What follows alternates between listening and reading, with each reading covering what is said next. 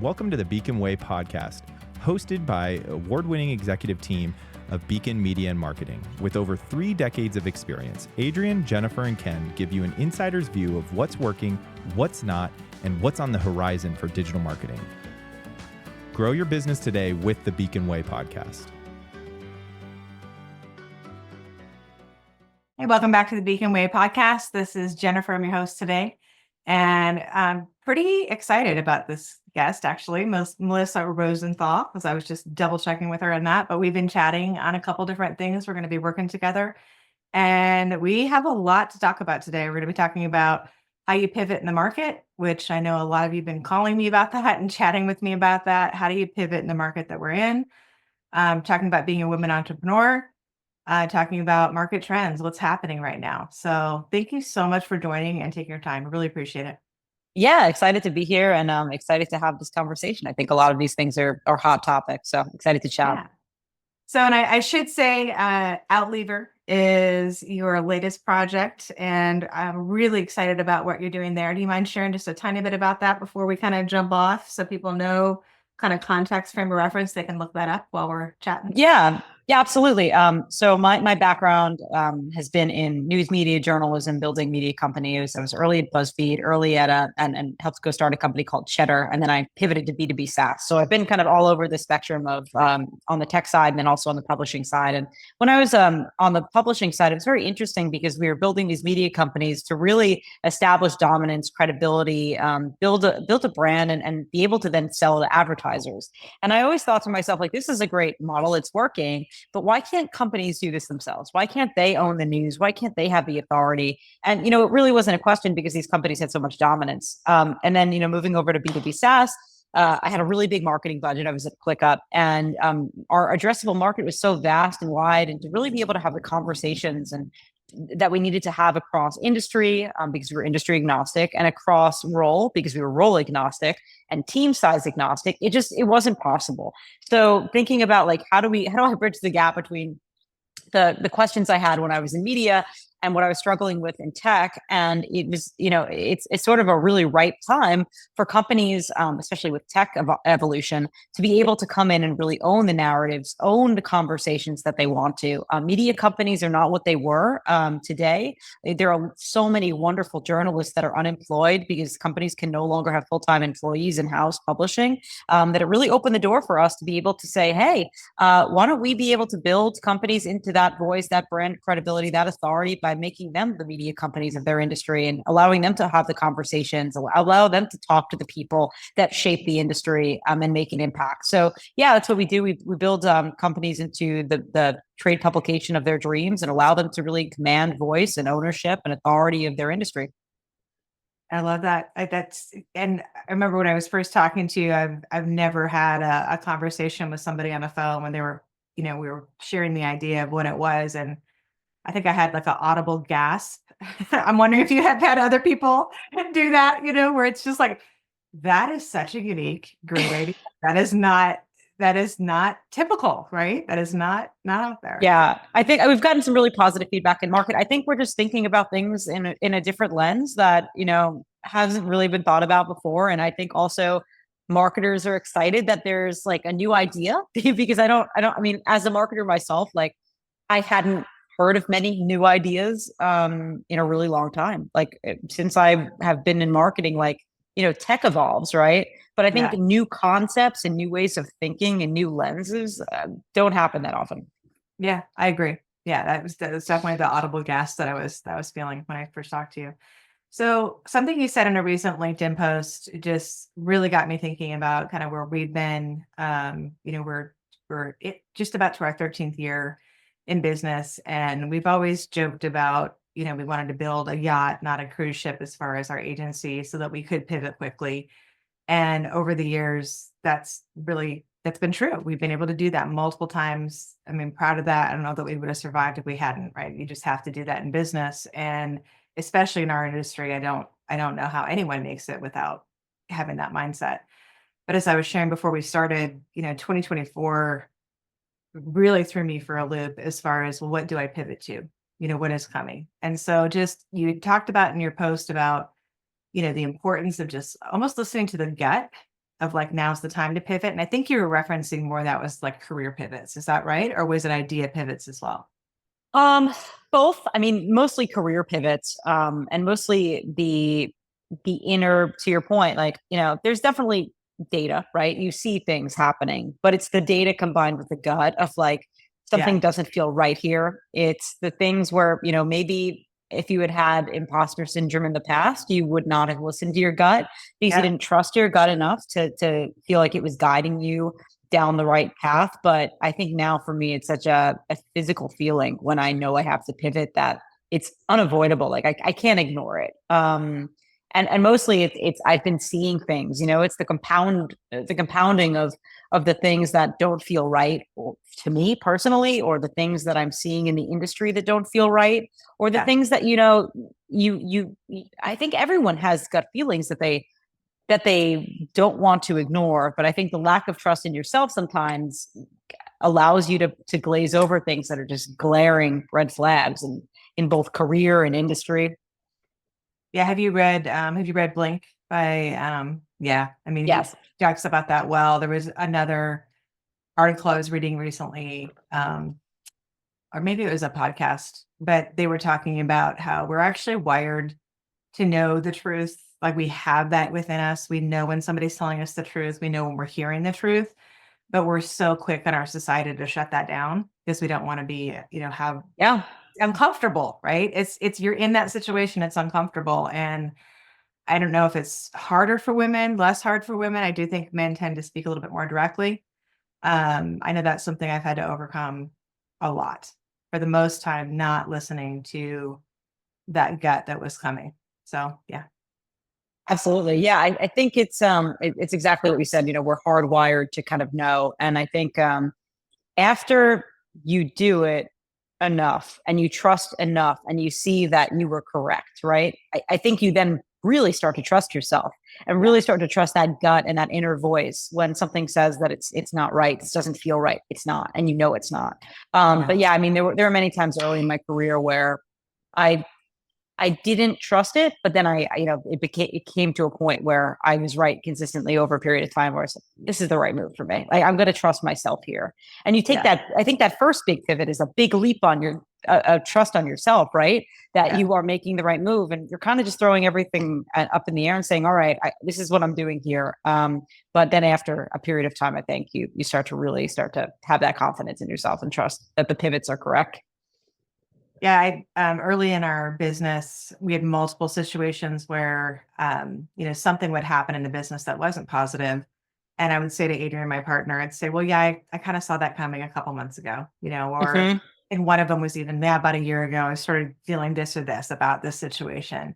And finally, we had this hardcore conversation. She's just like, I don't want to ever hear you say that again. Like, Mm-hmm. it's really cowardly, right? Just say it and put it out there. And, what's the worst that could happen? You own it and maybe you're wrong, but it was a really good learning lesson. Like, do not go I back. think that what you just said is also so important because you can do that. We were talking about big things like macro, right? Like career Right. pivots. But on the day to day and on the week to week and month to month, I'm sure you feel this now. You see things, right, that aren't quite right. And Yeah. and Yeah. what happens is if you ignore them, they just become bigger problems later. And then after all, you're like, well, I'm going to speak up now on every single thing that I see because the track record is that when you ignore these things, they just become bigger issues. So, or they don't go away. Nothing goes away. It just gets worse. Yes. Yes. That is so with all that being said, and I was, vulnerably sharing that 2024 was probably one of my toughest years of knowing we actually did end up pivoting like 4 or 5 times last year, but each one of them was short lived. It was like every single time, I would feel a little bit better, but it was like, we're not going deep enough. We're not going deep enough. And like finally towards fourth quarter, I think that's even when we started talking, but finally towards fourth quarter, it was like, we have to completely restructure this company, Mm-hmm. completely go a different direction. Like, not that we're not staying with the core of who we are and our values and like what, the excellence or the pieces of what we're doing that are really good, but this is not fitting market anymore. This is not what the market needs. And it took all year to get there. It was just brutal. So I'd love to, Are you seeing that when you're talking to other CMOs? Are you seeing people that are struggling with what to do next? Like, I mean, that's kind of what I'm hearing all the time. I'm just curious if that's aligning with where you're at as well. Yeah, I mean, I'll also share a kind of a vulnerable story a bit. I always approach things with like kind of ultimate optimism. And before I decided to jump and go the Outlever route and do my own thing, I took a CMO role at a company, and I think I had optimistic blinders on to like what the opportunity and the outcome would be and how big it could grow. It was a consumer app, and the marketing budget was not there really, and Right. CMOs can't pull a rabbit out of the hat, right? Like, I think they're often very much expected to. They report to everyone basically, and everyone has a say on ideas and gives input and opinions. And at the end of the day, like, there has to be a level of trust with CMOs and CEOs and CROs, and there has to be that relationship. That's number one. The budget has to be there depending upon what kind of company you are. If you're a consumer app and you don't have gigantic budgets to advertise to everyone, especially if your margins aren't great, like, for me, I was like, this is not going to work. I'm like, there's no I can do things that will take a long time to build, partnerships and motions. But this company wanted to see astronomical growth in 6 months. And I was like, honestly, this is not realistic. And I'm not happy, and I don't see this being a viable thing. And that's hard because you're kind of like, you want to think that you can do anything, but once you've seen yourself do enough, the tools that you need to have in your belt to be able to actually accomplish said task. And I stepped away, but for me, I was like, oh my God, like I never really I don't want to do that again. But, I see this across the board. I talk with CMOs all day long. And it's really tough out there. The budgets are smaller. They're working with less. They're working with more lean teams. The playbooks have changed. SEO is kind of dropping off a cliff. The things that were working aren't working as well, or become less efficient over time. And revenue goals continue to stay the same or get higher, right? So what do you do? It's tough. Yeah. Yeah. And I really appreciate that. That's exactly what I'm hearing across the board in the industry. And I think we are in such a massive time of disruption. There was a point in the middle of last year, this is a strange one, but it's like a 2 a.m. wake up. I don't know if you ever get those where like things pop in your head. And I think it was May or June, and pops like in my head, 2 a.m. I wake up, and what was on my mind was, we have shifted eras. Like, we have moved out of the information age. We have moved into, what was in my head was the age of intelligence. And so I actually went and trademarked it, because it was like, I'm up at 2 a.m. This seems like a brilliant idea. I mean, I don't even know if it is, but I think for me, it was like, that was the beginning of, okay, this is like that level of shift, of every other massive shift we've had, maybe even more than we've had in the world. 1800s, industrial age, all of that. I think this is going to rival that, if not be more. And so, when you take all that on a macro, and then you put that down to trying to do marketing in the middle of that shift and try to make those decisions, of course, it's going to massively affect. What I don't understand is the expectations being the same. Like, I think everybody just needs to stop and really, I mean, if I could have a wish, it would be everybody just stop and really take in where we are right now. Like, just acknowledge this is massive, and you can't just like speed your way through another like small thing that you think is going to make all the difference. Not another bright shiny object. Like, try to think deeply about where you want to position yourself now, or you're not going to make it. Yeah, 100%. And I think we're doing the same thing that we did back, like, during COVID era, but it's now we're doing the same thing with, of course, we were going to knock it through this podcast without saying it, but AI, right? Yeah. And I think it's literally, it was going to come up. But it's the shiny object. It's these marketers that are being tasked to, automate a majority of what they're doing with AI and integrate it within single thing that they do as a marketer. Now, listen, I think AI is obviously like a generational shift that we're seeing with lots of different in every way, right? It's going to affect everything. I'm already seeing like so many different like aspects of it that we're utilizing, obviously, and other companies are in a very brilliant ways. But that doesn't mean that you change everything to completely like automate your entire way of operating. And I think a level of it still needs to be very human. And I think there's just this like these quick pivots that like really cause this kind of frustration within marketers where it's like hot new thing, change everything. AI becomes everything, and that's just not the way things work, right? Like I think they're like without human touch and without that kind of marriage between AI and people, like you don't have success. And I think it's just we're seeing like rapid like maybe VC back, maybe not, but just like pressure to pivot holistically to AI backed infrastructure and modeling that doesn't really make sense, especially to the marketing function completely. Yeah, I think, I really agree with that. So we went to the marketing AI conference. I ended up getting certified, like, I guess it was 2023. And I remember at the time feeling like, okay, I've got my hand on this wheel. I feel pretty ahead of it. Like I'm going to slowly roll this out. And then so much pressure to just incorporate it with everything all at once, but the tools weren't even there yet, really on some levels. And what really the approach we ended up taking in 2024 was slow down to speed up. So let's fix the things core in our company. Let's go deep into like, who do we really want to be in this next era? Who are we? What's our value prop? Like, let's go all the way back down to the basics. And then per department, I mean, I wish I could say this went really well, but it's going well now.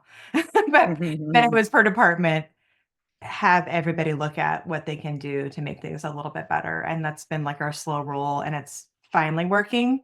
But the like throwing spaghetti at the wall in the beginning was just brutal, and we ended up like losing time, money. Like it just wasn't thoughtful.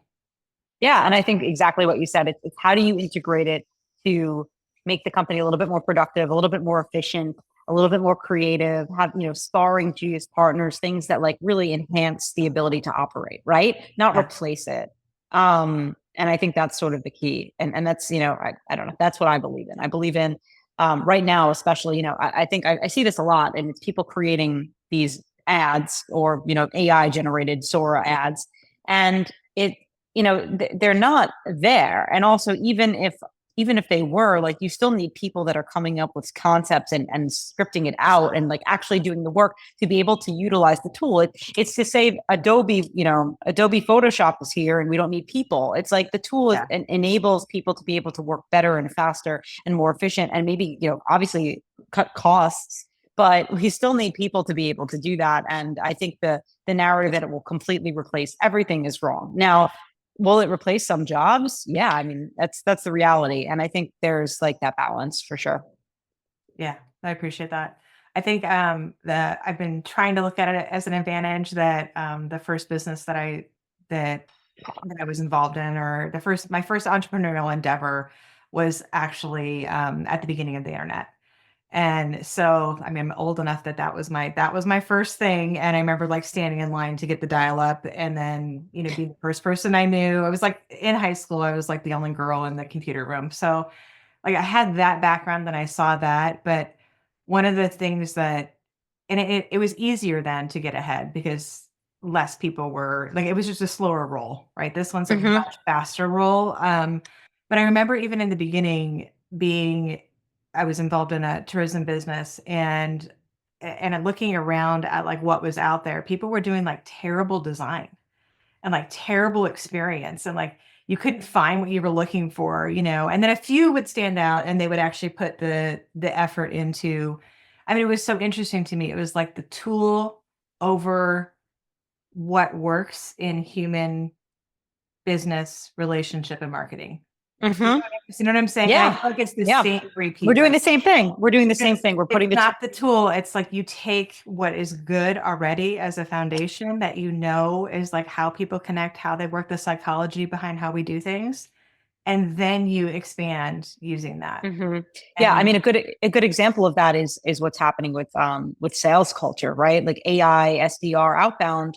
And I talk about this with people all the time. It's amazing to me that you see these companies, these AI, SDR, BDR companies raising $50+ million, Yes. and they're all raising it to cannibalize the very thing that they're trying to improve. Like it doesn't really make sense to me. It's like, how do we, and sales, I very much believe it has been and will always be a very human relationship that you're building. So Absolutely. now you have these companies that are going to kill email for good and kill the outbound motion for good. And we're going to revert back to relationship driven business, which is what I believe in to begin with. But it's just wild to me that we're going so hard in like a 180 in that direction. Yeah. It's like having not learned that lesson, right? Yeah. Yeah. Yeah, exactly. So, well, I guess last thing I want to touch on, I'm speaking at a women's event next month. And one of the things they were asking me about is just like, there's specific challenges that you overcame. And I don't always like talking about that because I just want to focus on, business and that side of things. But I am curious in your career as, you had a lot of leadership positions that you rose up in pretty quickly. And then have you noticed any difference in moving to the entrepreneurial space, really having your own business, being in that position? Have you seen do you believe there's any difference in being a woman today as a business owner, entrepreneur, like different reactions and respect levels? Yeah, 100%. I mean, throughout my career, I feel very lucky. Like I did have a lot of opportunities early on in my careers as a woman in business, but it still felt like a boys' club to some extent. I was able to break through and build good relationships and surround myself with good people that believed in me. And but you still felt it. Like you felt it. There weren't many women in the room. Many of the boards, that the company had were all men. So you see it around you, even if you don't experience it directly. And I mean, I definitely experienced it in sales when I was running, CRO of Cheddar, and some of our customers were CMO male CMOs at large companies, and there was a boys club attitude about it. Like they didn't really want to interact with me. They would rather interact with a male salesperson or a male seller on my team, which I mean, you kind of bulldoze your way through that and just try to ignore it a little bit, but it definitely surrounded a bit of that. But being in this seat is very different. I think maybe because of my career to date, like I don't really deal with that much. I'm also in the driver's seat. Also, we pick who we want to work with too. So there's a level of, hey, we're not venture backed, and we did that for a bunch of reasons, but we want to have good partners and we want to have good collaborations. We want to work with people that respect me and respect us as a company. And I think being in the driver's seat allows you to have that command that a little bit more. But I mean, yeah, I don't want to say I've had terrible experiences because I really haven't. So, I feel very lucky, but I've seen the boys club mentality for sure. Like that exists and it existed. And there's, it's hard. It's hard to be around that. But you kind of have to throw yourself, if you're really just like, all right, well, I have to figure this out some way. You kind of have to throw yourself into that ring of fire and operate within it. And it's, it's in hindsight, it's kind of like, oh, wow, that, you see a lot of things that I think you put your blinders on because you don't want to see it, because you just want to go. And I think what you just said, you want to focus on business. You don't, you choose to not think about that stuff too much. But in hindsight, when I do, saw a lot of it. It's just, I was like, well, I'm not going to let this stop me, I think. Yeah. Yeah. No, I feel the same way. We had a very interesting, and we started in Alaska, which I still am, but it was a very small market, still is a small market. And very much like we had this weird thing in the media communication world where it was like somebody could be doing terrible work, but because they went fishing and they drank beer with Joe. Oh yeah. I mean, all the time. And it drove, it drove me crazy. I was just like, you seriously are going to walk away from hundreds of thousands of dollars because you go fishing with Joe once a year and drink beer, and not for real. That was a thing. So year 2, I got frustrated enough. We talked it through and I'm like, okay, well, I'm just going to go around them. And so we started our own women's entrepreneur network. We did that for 5 years, and that really, really got us off the ground in a different area. And then we did notice when we expanded nationally, it was a lot better than what we were experiencing here. But it was also being, like you said, thoughtful about who do we want to work with. And just us even being part of that choosing conversation. so that we didn't have to like, I mean, you got to be yourself. If you're not yourself, Yeah. like, just why are you owning your own business?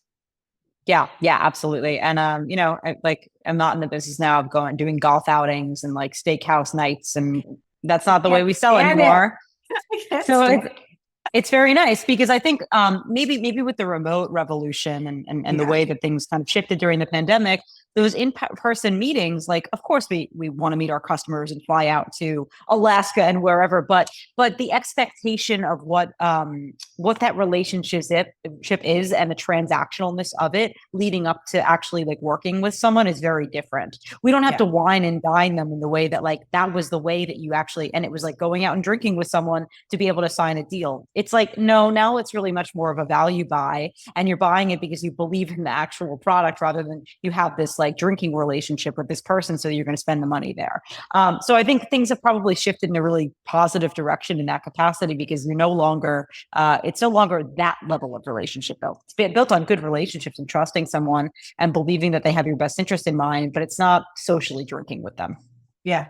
I love that, the value based. I think that if the relationship side continues to go that direction, like, I'm going to continue to be very happy with that, because that is how I make a lot of decisions. It's not just the product, it's the relationship, because if I don't trust the person that I'm talking to, or like what their values are, how they operate, like, I don't know. The two have to be good for me. Yeah, absolutely. And I think, just kind of going back to it, my entire career in media, it was nothing but the former. It was all about social relationships and who can spend the most money taking you out to dinner, and who can get your go with you, even women getting your nails done, and go, like, it was not, it had very little to do with the actual product and much more to do with what you could do for them in the like the perks side of things. And obviously with men, it's like golfing and steakhouses and boats and strip clubs and things that like were borderline not okay. But that's the way that the industry had existed for,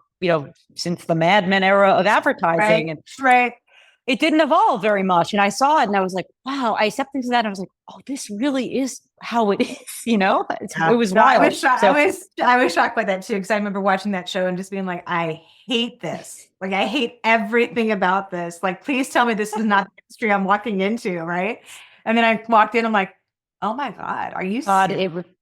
Yeah. I think the pandemic shifted that away in a big way. So I'm thankful for that, honestly. Yeah, I am too. Yeah.